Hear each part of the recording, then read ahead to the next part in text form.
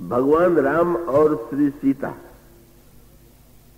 भगवान राम और लक्ष्मण, इन दोनों के बीच में सीता जी,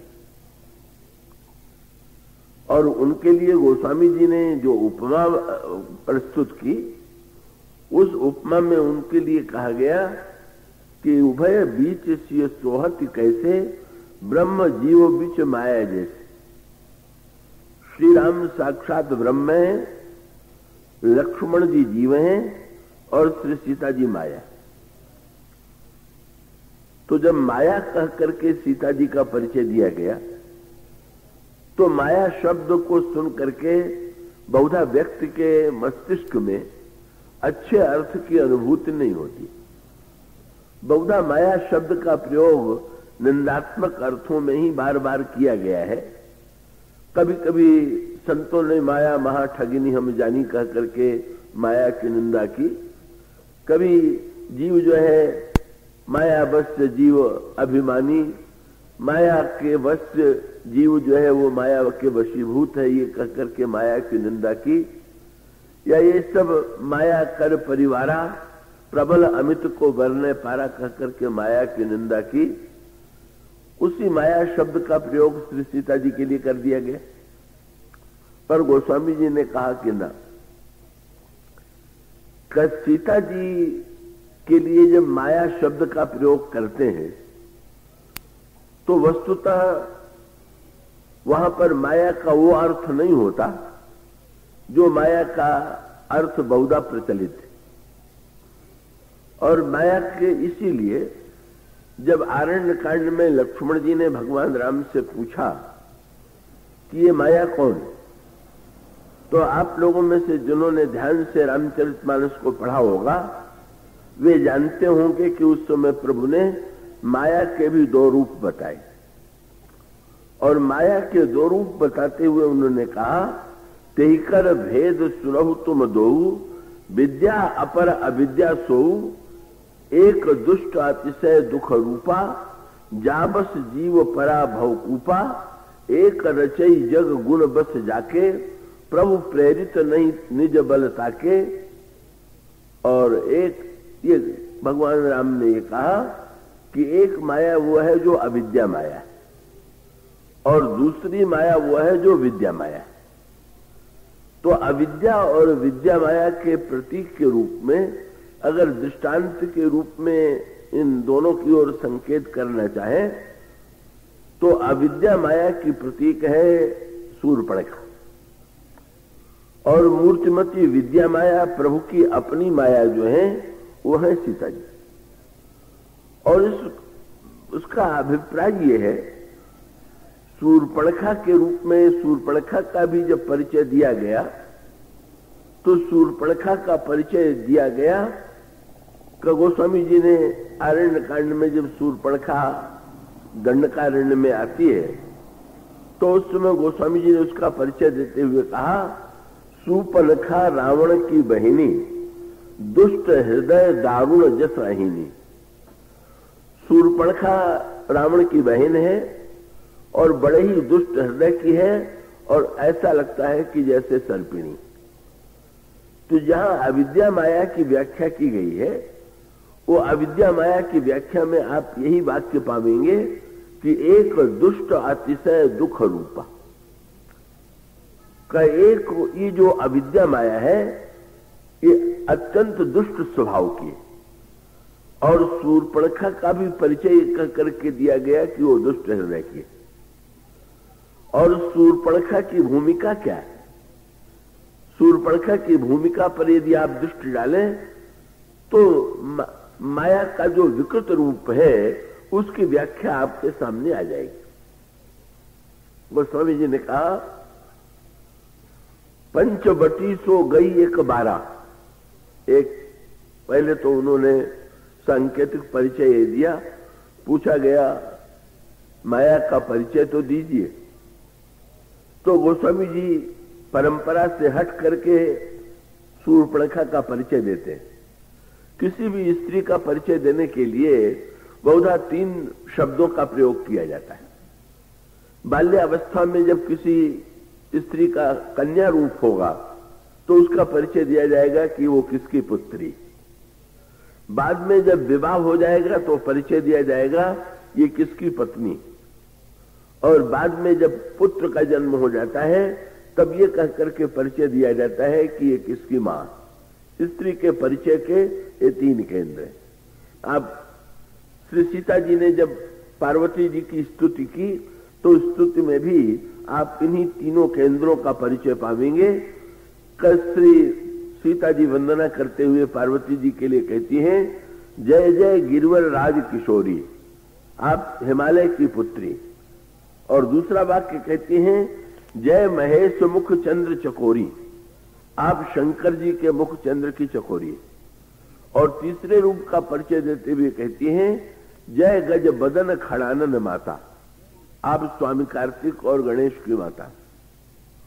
तो शूर्पणखा का परिचय भी इन्हीं शब्दों के माध्यम से देना चाहिए था, पर शूर्पणखा का परिचय गोस्वामी जी ने इन तीनों केंद्रों के माध्यम से न देकर के एक चौथे रूप में दिया।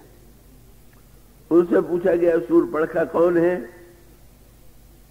तो गोस्वामी जी से पूछा गया शूर्पणखा किसकी पुत्री है, तो पिता का नाम नहीं लिया। किसकी पत्नी है, तो पति का नाम नहीं लिया। किसकी मां है, तो पुत्र का नाम नहीं लिया। तो नाम किसका लिया? शूर्पणखा रावण की बहनी। ये वो शूर्पणखा है जो रावण की बहन है। और उसका अभिप्राय क्या है कि माया में ये जो माया की वृत्ति है, माया का ठीक ठीक परिचय यही है। रावण मूर्तिमान मोह है और मोह और माया ये दोनों शब्द एक दूसरे से अभिन्न रूप में जुड़े हुए हैं। जहां मोह है वहीं माया है, और मोह और माया व्यक्ति के जीवन में अब भी व्यवहार में भी मोह माया शब्द का प्रयोग करते हैं। इस तरह से शूर्पणखा का परिचय रावण की बहन के रूप में दिया गया। और शूर्पणखा की भूमिका क्या? वही भूमिका, दूरी उत्पन्न करने की चेष्टा, भेद उत्पन्न करने की चेष्टा। और इसी की ओर गोस्वामी जी संकेत, माया का एक स्वभाव क्या? माया वेश बदलने की कला में बड़ी निपुण है। का उसका जो वास्तविक रूप है वो व्यक्ति के सामने नहीं होता है, अपितु माया अपने को आकर्षक बनाने की कला में अत्यंत निपुण है।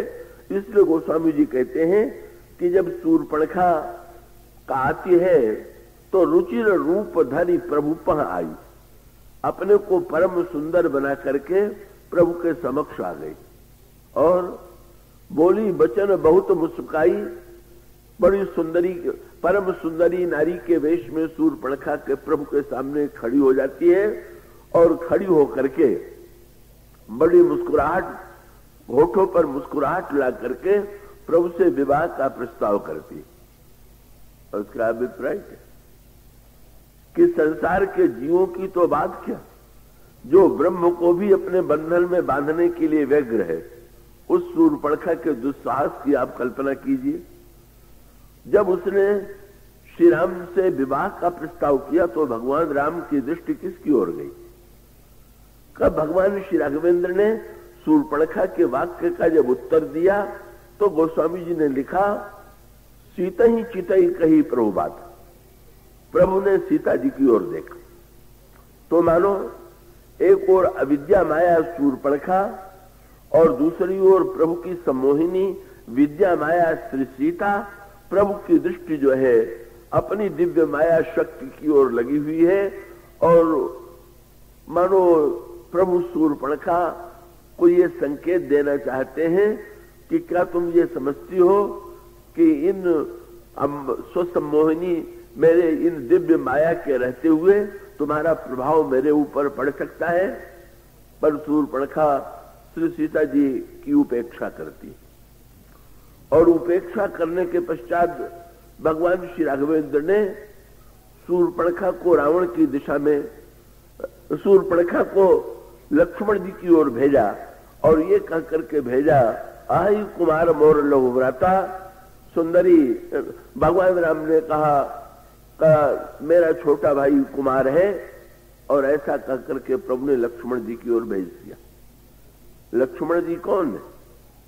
लक्ष्मण जी रामायण की आध्यात्मिक भाषा में वैराग्य, और उसका अभिप्राय यह है कि माया पर विजय प्राप्त करने के लिए वैराग्य का ही आश्रय लेना चाहिए। इसलिए प्रभु ने वैराग्य की दिशा में और संकेत कर दिया। शूर्पणखा ने कह दिया था कि मैं कुमारी हूं, ताते अब लग रहूं कुमारी, और प्रभु ने कह दिया अहि कुमार मोर लघुव्रत। कई लोग इन्हीं शब्दों में उलझ जाते हैं। प्रभु सत्यवादी होकर के झूठ बोल गए। लक्ष्मण जी का विवाह हुआ और लक्ष्मण जी के लिए कह दिया कि मेरा छोटा भाई कुमार है। पर यहां पर विचार करके देखिए, एक और है माया जो अपने को कुमारी कहती, और दूसरी ओर है वैराग्य। कुमार का अभिप्राय यह है, कुमारी वह है कि जिसका आकर्षण संसार में किसी दूसरे के प्रति अभी तक नहीं हुआ है, वो कुमारी है। और कुमार भी वही है कि जिसका आकर्षण कहीं किसी नारी के प्रति नहीं हुआ। तो शूर्पणखा जब अपने को कुमारी कहकर के परिचय देती है, तो क्या सचमुच वो कुमारी है क्या? भौतिक अर्थों में भी और आध्यात्मिक अर्थों में भी। भौतिक अर्थों में उसका विवाह विद्युज्जीव नाम के राक्षस से हो चुका था। विद्युज्जीव की पत्नी थी और उसके पति का वध रावण ने स्वयं अपने हाथों से कर दिया था। ऐसी स्थिति में ये माया के पति बनने का पुरस्कार यही है कि जिसने भूल से माया का हाथ पकड़ लिया, अंत में रावण के द्वारा उसका सिर काट करके ही उसको दंडित किया गया। एक सज्जन ने एक बार लेख लिखा था कि राम को मैं उच्च कोटि का राजनीतिज्ञ नहीं मानता। अगर राम उच्च कोटि के राजनीतिज्ञ होते तो शूर्पणखा से विवाह कर लेते तो दो राष्ट्रों का बड़ा संबंध जुड़ जाता, भारत और लंका एक दूसरे से जुड़ जाते। ये कितनी अच्छी बात होती। तो मुझे पढ़ के भी हंसी आई और आश्चर्य हुआ। मैंने कहा एक विवाह तो विद्युज्जीव ने किया था और अच्छा संबंध वो जुड़ा था। श्री राम के लिए बाकी रह गया था कि वो जो है इस प्रकार का विवाह करके दो राष्ट्रों को संबंध को जोड़ने की चेष्टा करते।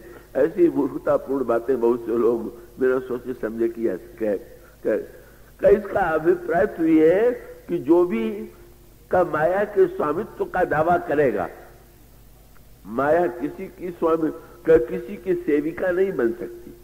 माया तो जब बनेगी तो स्वामिनी बनेगी। और विद्युज्जीव के वध से शूर्पणखा को कोई दुख नहीं हुआ, क्योंकि वस्तुतः उसके अंतःकरण में तो स्वामित्व की भावना है। और पति के नाम से का जो व्यक्ति उसके समक्ष है, उसके मृत्यु से उसके लिए पूर्ण स्वातंत्र की उपलब्धि हो गई और माया के सच्चे रूप का ही परिचय मिला। वस्तुतः माया किसी भी बंधन को, किसी भी मर्यादा को, किसी भी का समर्पण की वृत्ति को माया स्वीकार करने की स्थिति में नहीं है। इसलिए शूर्पणखा के रूप में जो माया है वो कहती तो कुमारी है, लेकिन उसके अंतःकरण में तो निरंतर का वो तो प्रतिक्षण जो है वो संसार के जीवों के को आकृष्ट कर रही है और आकृष्ट करते हुए भी अपने कुमारी होने का दावा कर रही। भगवान राम ने जब ये कहा कि लक्ष्मण कुमार है, तो भगवान श्री राम का तात्पर्य था कि तुम्हारा कुमारित्व तो केवल कल्पित है, पर अगर तुम सचमुच कुमारत्व देखना चाहती हो तो कुमारत्व देखने के लिए तो तुम जरा देखो कैसा अंतःकरण वासना शून्य होता है, कामना शून्य होता है। तुम्हारा ये जो अतुलनीय आकर्षण है, जिसके अंतःकरण में आकर्षण उत्पन्न न कर सके, और मानो चुनौती थी प्रभु की। क्या माया, तुम दावा करती हो कि संसार तुम्हारे वशीभूत है, कब ये जो वैराग्य का घनीभूत मेरा छोटा भाई है, तुम इसको अपने बंधन में बांधने की चेष्टा करो। वस्तुतः ये एक और माया है जो झूठे शब्दों में कुमारी होने का दावा करती है। दूसरी ओर वैराग्य है जिनका विवाह हुआ है, संसार में व्यवहारिक अर्थों में उनका उर्मिला से परिणय हुआ है, पर इतना होते हुए भी आज तक जिनके अंतःकरण में राग और का संचार नहीं हुआ, आकर्षण का संचार नहीं हुआ, वो लक्ष्मण सच्चे वैराग्यवान है, सच्चे कुमार है। शूर्पणखा श्री लक्ष्मण के सामने चली जाती है। श्री लक्ष्मण जी के सामने गई और लक्ष्मण से कहा कि तुम्हारे भाई ने कहा है कि तुम कुमार हो, तुम मुझसे विवाह करो। लक्ष्मण जी ने क्या किया? लक्ष्मण जी ने शूर्पणखा के वाक्य का उत्तर तो दिया, पर शूर्पणखा की ओर उन्होंने देखा नहीं, बल्कि गोस्वामी जी ने कहा, गई लक्ष्मण रिपु भगिनी जानी, प्रभु विलो की बोले मृदुबानी।